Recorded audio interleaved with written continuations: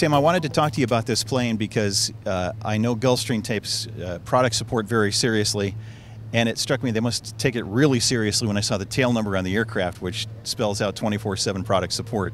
Tell us exactly what you guys do and what makes it different in your industry. We provide quick response, field and airborne support, product support for Gulfstream customers. This aircraft is primarily North America, Caribbean, Central America, Canada. We'll get into the northern part of South America a little bit, but really our product support is worldwide. We do a lot of flying parts into gateway airports, Atlanta, JFK, or Newark, so they can catch international flights to go overseas for our overseas support as well. I was talking to your corporate folks, and they seem to take product support very seriously and appreciate its value in selling airplanes in the future. What do you find when you fly these missions? Is this something people are not accustomed to having in terms of a level of service? Yeah, a lot of our customers are familiar with the product support, and they've used us several times before. We do occasionally get a customer who's never used our airborne product support, and it always amazes me how someone with a broken Gulfstream 550 can be happy about us showing up. But yeah, the level of satisfaction is always extremely high. We're constantly getting compared to other OEM product supports, and as far as I know, there's nothing else in the industry that even compares to this. Obviously, every company has to care about its bottom line. Have they actually penciled it out and figured out this pays off in a sense a bean counter could understand? It's a difficult product to quantify with numbers. I think the customer feedback is very positive, and the sales. We target a lot of mixed fleet operators. We try to get them to become all Gulfstream fleet operators, obviously, but product support is certainly one of the ways we try to do that. Tell us what a mission would be like. What's a typical mission like? You guys get called at 2 o'clock in the morning and say, hey, we've got some big part we've got to get across the country? Oh, absolutely. There's a couple of peak times we get called. Between 4 and 6 in the morning is a big call-out time, and then early afternoons another big call-out time.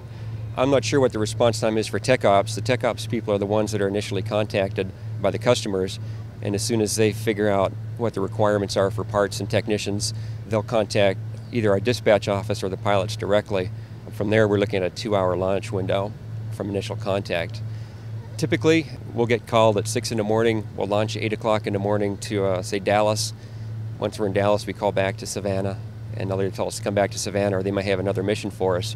It's very common for us to go to another airport and say, well, we need to pick up parts in Dallas, continue on to Long Beach, and then come back. I'd say about 30–40% of the time we'll take technicians with us. It's not uncommon to take these guys to Aruba and drop them off and then pick them up in Gander a week or two later. They really get all over the place. What are some of the common things that result in an aircraft on the ground that can be addressed with this kind of service? Is it engine issues or just big proprietary parts or what? It's really anything. BBML antennas, thrust reverser doors, engine EECs, fuel pumps, oil pumps, landing gear struts.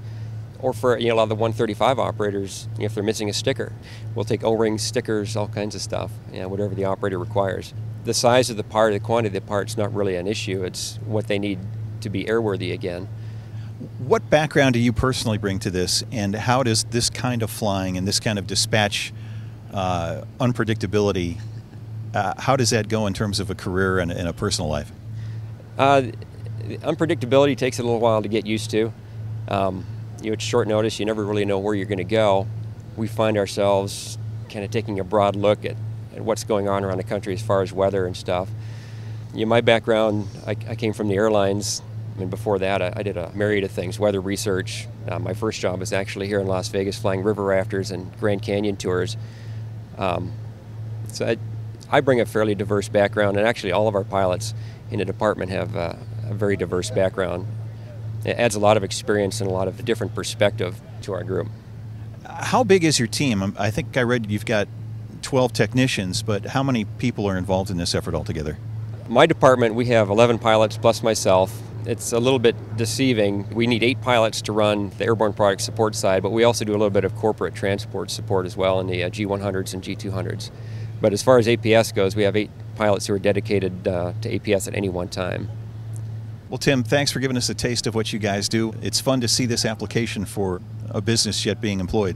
Yeah, it's absolutely a great use of aircraft. Our customers love it, our current customers love it, and we think it's an incredible selling tool for our current customers as well as future new customers.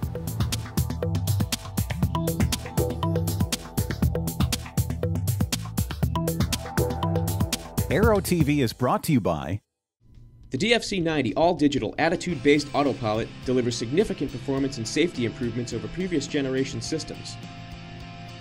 Its innovative flight envelope protection guards against autopilot-induced stalls, and the straight and level mode provides one-button recovery from unusual attitudes for an added measure of safety. Immensely popular within the Cirrus community, the DFC-90 is now being made available for a growing list of aircraft including Piper Matrix and Mirage, Cessna 182s, and Beech Bonanzas and Barons. Fly with confidence. Fly with DFC-90.